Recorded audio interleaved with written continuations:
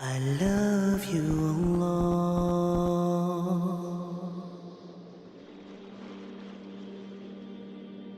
I will tell you this story. A man that existed amongst the companions who used to, you'd see him talking normal and smiling or laughing. And then suddenly at occasions, he would start to cry and cry so much until he went unconscious.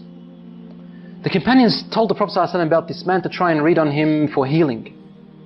So the Prophet ﷺ called this man and wanted to help him. He took him aside and said, what happens to you, my brother? The man said to him, Ya Rasulullah, I was never going to tell anyone this, but now that you've asked me, I must tell you. Before I embraced Islam, I used to have a daughter. And when she was born, I wanted to bury her,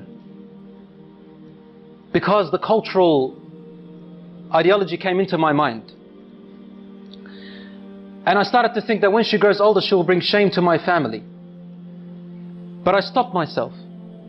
My heart for my daughter was overpowering me. Years and years went by as I watched her grow. And then one day, when she reached close to a blossoming age, she was about to become a lady. He said, I began to have nightmares and desperation and distress. The pain of my culturalism came into me, thinking of the shame that my daughter is going to bring with me if she walked off with another fellow and brought shame to all my ancestors. Day by day, I wanted to do something, but then my heart, my love stopped me. Until one day, he said, I could not handle it anymore, Ya Rasulullah. I said to her mother, dress her up with neat clothes and comb her hair nicely and decorate her face and tell her your father today is taking you out to a party, a celebration, so that she can play with the other friends of hers. The mother knew that the father was up to a plot and a plan. So she dressed her daughter up. She combed her hair while she was crying.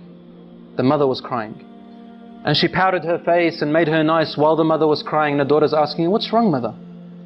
And the mother would say, nothing, daughter. She's not allowed, otherwise the husband will beat her, or probably even kill her. The daughter said, Daddy's taking me out for a celebration. I love my dad. After decorating her, the father came along in the evening and he took his daughter. The wife grabbed her husband's hand and said to him and whispered to him, but his daughter could hear. And she said some words that made his heart shiver and the daughter to remember.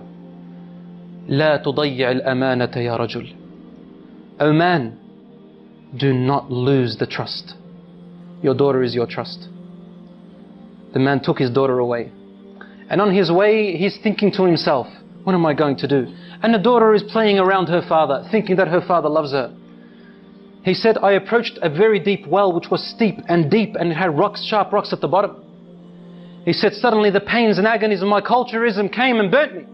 And I began to think, should I throw her? Should I not throw her? So I would come close, then my heart would not let me. Suddenly the culturalism would come in. He said, I wrestled and wrestled. Suddenly, when I came close to the well, I grabbed my daughter and I threw her into the well. And my daughter howled with her open, horrific eyes, looking at me and saying to me, Daddy, لا تضيع الأمانة. Oh, Dad, don't lose the trust. Don't lose the trust, Daddy. The man then threw her into the well. He said, Ya Rasulullah, she kept falling, saying, لا تضيع الأمانة يا أبي, لا تضيع الأمانة, until her tiny voice went away. I couldn't hear her anymore and she died, Ya Rasulullah. The Prophet ﷺ looked up at him and his beard was soaked with tears. And the Prophet ﷺ's beard was soaked with tears, and he said to him, if Allah subhanahu wa ta'ala was to allow me to punish anyone for the killing and murder of anyone before Islam, I would have started with you. I would have started with you. The Prophet ﷺ was the most compassionate, even to the women. And he used to say to them, Mahlan bil qawarir. Take care of your precious pearls, your daughters and your wives. Stawsu bin nisa'i khayra. Have kindness towards your wives and be patient with them.